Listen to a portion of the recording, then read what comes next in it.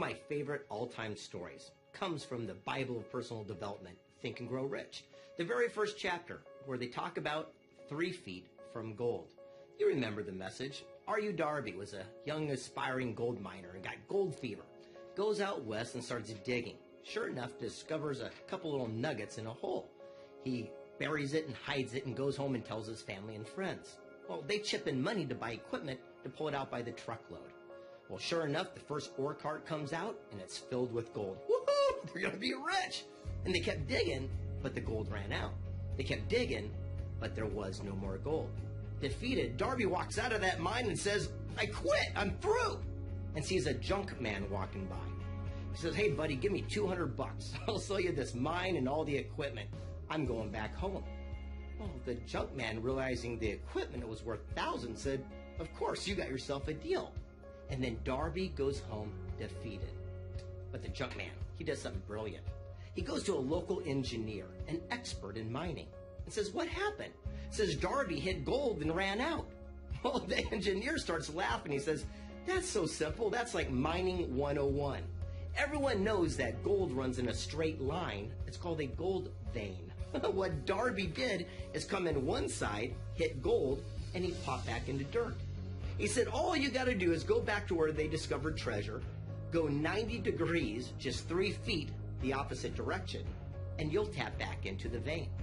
Not only did the junk man pull millions of dollars out, but it still fills Fort Knox today.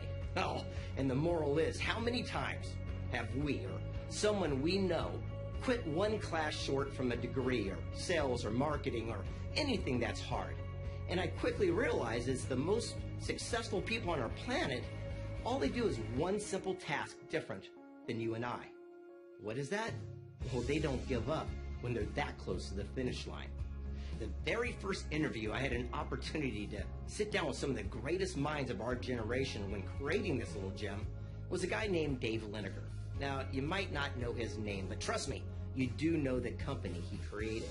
I went to him, I says, Dave, what was it like getting started in real estate back in 1970? He says, man, it was horrible. He says it was really challenging because all the investors' money ran dry, and all of a sudden, we had another economic collapse.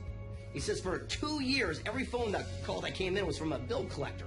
He says, I was so embarrassed when the phone would ring, I'd run across the hall and I'd pick it up so my secretary wasn't put on the spot. He said, the 3rd year, it got even worse. They threw me in jail.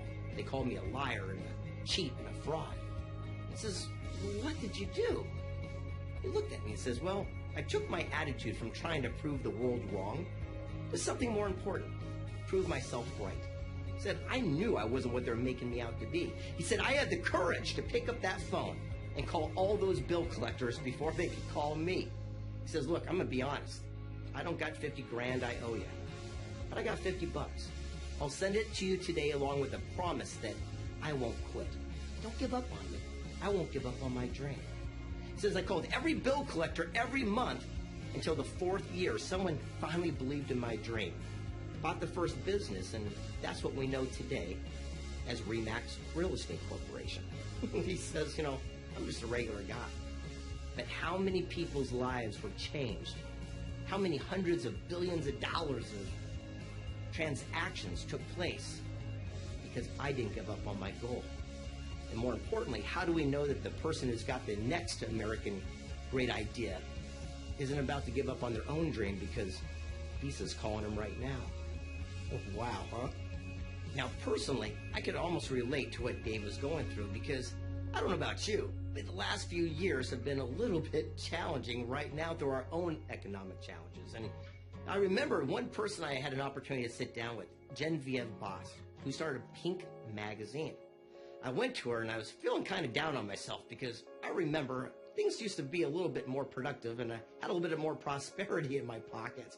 And I went to her and I said, Genevieve, I just feel down on myself. I feel kind of like a loser, like a failure, like I'm not living up to my old expectations. She leans into me and she said, never let your mistakes, your setbacks, or your circumstances determine your value as a person. She says, Genevieve, you just don't understand what I'm going through. I mean, I think that old quote says, the older we get, the better we used to be. Well, right now, I used to be pretty darn productive. Right now, like I said, I just feel kind of like a failure. She goes, I understand that. But never let your mistakes or setbacks determine your value. She reached into her pocket, she pulled out a crisp $100 bill, and she goes, here, do you want this? He says, yeah, I really do. And she crumpled it, and she goes, here, do you want that bill? And I said, absolutely.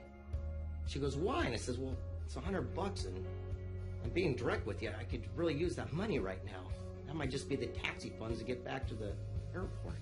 She takes that $100 bill and she throws it on the ground and steps on it like a cigar butt. She goes, do you still want that? I said, yeah, I really do. That $100 would go a long way for me. And she leaned in again and says, then why is it in life when we have challenges, when we have struggles, when we get crumpled, we get thrown to the ground, and we get stepped on, we think our value changes as a person? Just like that $100 bill is still worth $100. Just because of the things you're going through doesn't change your value as a human being. Pretty powerful, right? And right then and there was like a little swift kick to the head. It says, you know what? I'm going to start changing my view. And I sat down with one of the greatest interviews I ever did. His name is Ron Glosser. He ran a little company you might have heard of called Hershey Chocolate. $6 billion. And he said something profound. He said, never make your major life-changing decisions when you're in a valley. I go, what do you mean? He says, think about it. He goes, we all have ups and we all have downs. He goes, but how can you make a positive, life-changing decision based at your lowest point in life? He goes, looking back, it seems like we make most of our choices when we get sick, we get laid off, we lose our job, the economy tanks, we go bankrupt. He goes, you can't make a positive decision from that point of view. He goes, but everything is cyclical. You have ups and you have downs. So when you have that down, all you got to do is ride the storm until you have a little bit of a rise, a little bit of an upswing, a little bit of wind in your sails.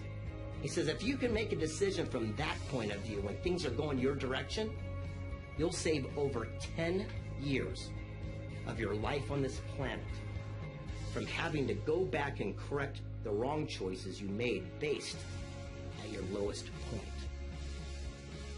Pretty powerful, huh? And you're probably thinking to yourself, well, that's easy for them to say, they're all successful. What about Napoleon Hill and Write and Think and Grow Rich and 3 Feet from Gold and all this? Well, you see, it wasn't always easy for even Mr. Napoleon Hill himself. You see, when he wrote Think and Grow Rich, he was turned down by every single publisher for over 15 years. Everyone said he was crazy. He says, look, if Aristotle and Socrates and Plato couldn't figure out the formula for success, what makes you think you can? And one day, when he almost gave up his own 3 feet from gold, he wrote a letter home to his wife. In his own words, this is what he said. We'll soon be having lots of money. Leave it to me to get it. But meanwhile, encourage me and tell me you think I can. You have no idea what it's like when not a soul on earth encourages you and all the negative forces pour in. It takes superhuman strength and will to throw them off. I'd give anything if I had someone tell me I could succeed, even if they didn't believe it themselves. I say it to myself, but it's not the same as if it came from an outsider. The inner self of me denies it. Do you understand what I'm going through? Do you?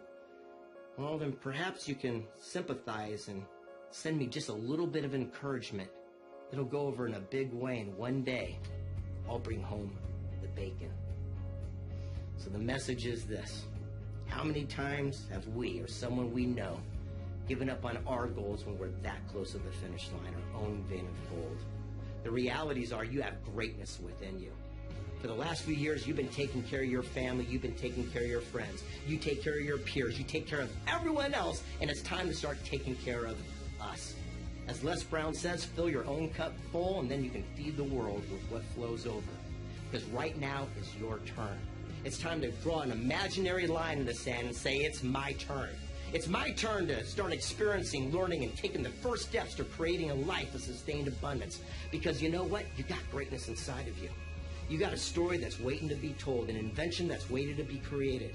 And right now, what would happen if you gave up on that dream when you too are just 3 feet from gold?